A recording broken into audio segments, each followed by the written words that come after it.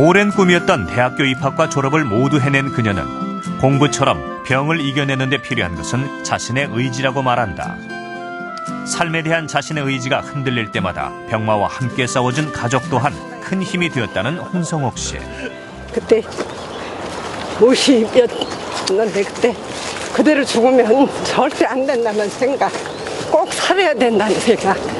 아무리 힘들어도 이 어려운 고비를 꼭 넘겨야 한다는 생각으로 그 힘든 치료, 그 어려운 걸 다 감내하면서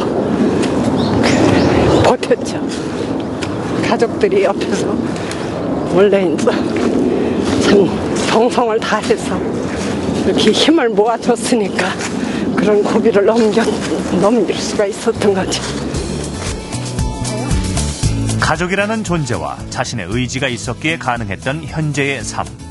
지금 홍성옥 씨는 그 누구보다 행복하다.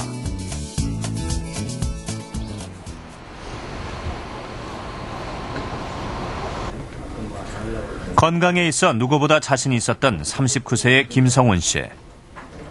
그는 현재 고륙종 판정을 받고 치료 중에 있다. 평소 운동을 즐겨하던 김성훈 씨가 갑자기 다리에 이상을 느낀 건 올해 초. 근육통으로 여긴 통증이 6개월 동안 지속되더니 점점 부어오르기 시작했다. 부어오른 다리로 인해 걷는 것은 물론 운전조차도 하기 힘들었던 그는 샤워 중 욕조에 부딪히는 작은 충격에 뼈가 부러지고 말았다. 저 같은 경우는 감기도 한번 안 걸려봤어요. 그러니까 운동 좋아해서 거의 토요일 일요일도 매일 운동을 하고 그렇게 했는데 제가 이제 뭐 술을 많이 좋아하거나 뭐 이렇게 힘들게 살아갖고 뭐 다른 장기에 암이 걸렸다 그러면은 내 잘못이 있겠다 생각했는데 이거 뭐 운동 열심히 하고 잘했는데 이렇게 생기니까 많이 그러더라고요. 항암 치료를 마치고 수술을 하게 된 김성훈 씨. 암세포가 다른 곳으로 퍼지는 것을 방지하기 위해 부러진 뼈를 잊지 않고 있었다.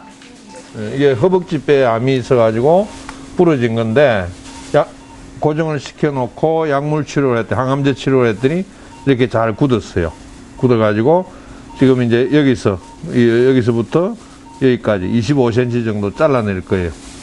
이 종양하고 주위에 조직하고 잘라내고 거기다가 이제 동종고를 넣어서 다시 이 뼈를 재건해 줄 거예요.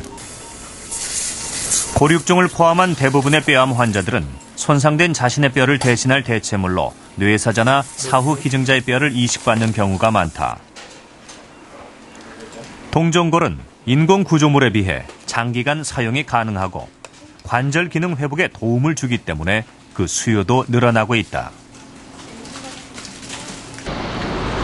동종골 수급을 담당하고 있는 한 병원.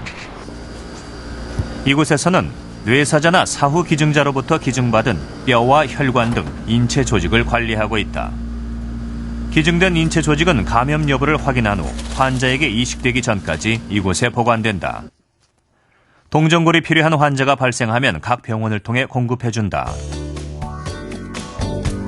우리나라는 유교적 영향과 인체 조직 기증에 대한 정보 부족으로 연간 기증자의 수가 150여 명에 머물러 있다.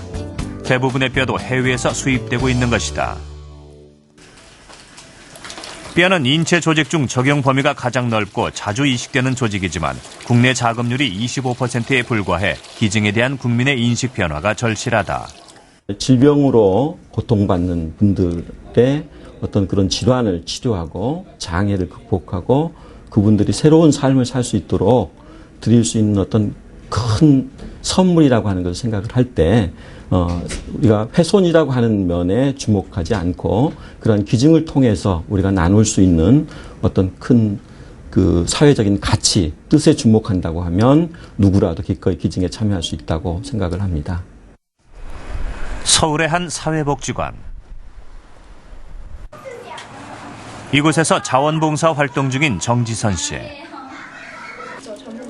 지선 씨는 지난 2002년 왼쪽 어깨에 생긴 유익육종의 치료를 위해 대부분의 학창시절을 병원에서 보냈다. 근데 저는 한순간에 막 퍼진 거예요. 진짜 어깨도 한순간에 막 나오고 몸이 계속 피곤하고 잠만 자고 싶고 아무것도 하기 싫고 무기력해지고 몸을 일으키는 것도 힘들죠. 그 정도로 힘들었던 것 같아요. 아프고. 마지막에 막판에는 어깨니까 누워있는 것조차도 너무 힘들었어요. 이제 여기 물론 얼굴 공부 스트레스로 생각했던 어깨 통증은 이내 심각하게 부어오르기 시작했다. 이런 식으로 주변에 그 사이 암세포는 다른 부위까지 퍼져 걷는 것에서도 불편을 느껴야 했다. 됐던 그런 부위입니다. 이 골반으로도 전이가 됐고요. 그 다음에 다리뼈, 대퇴골로도 전이가 됐습니다.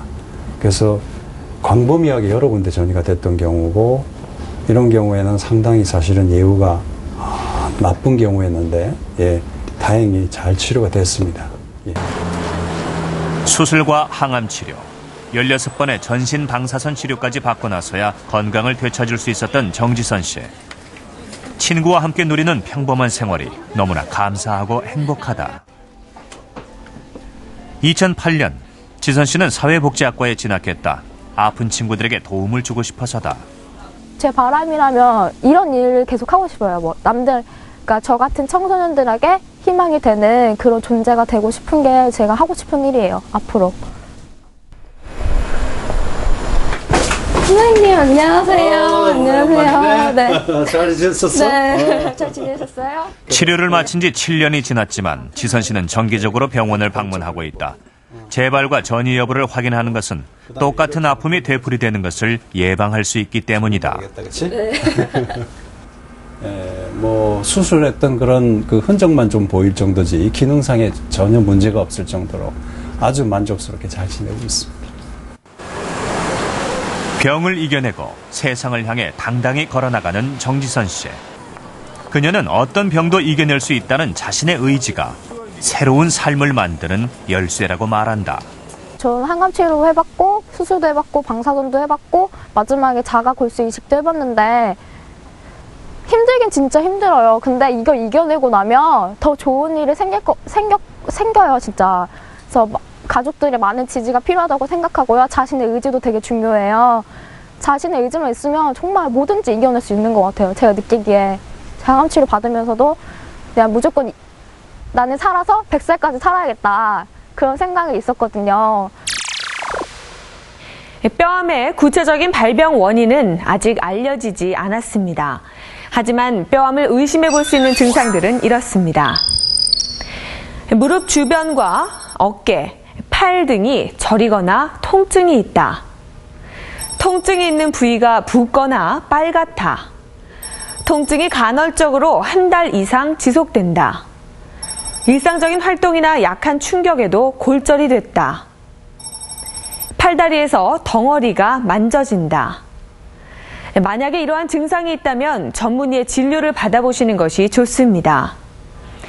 치료의 시기를 놓치고 오랜 시간 고통을 받게 만드는 것은 낯선 병에 대한 정보 부족 때문이라는 사실 잊지 마시기 바랍니다.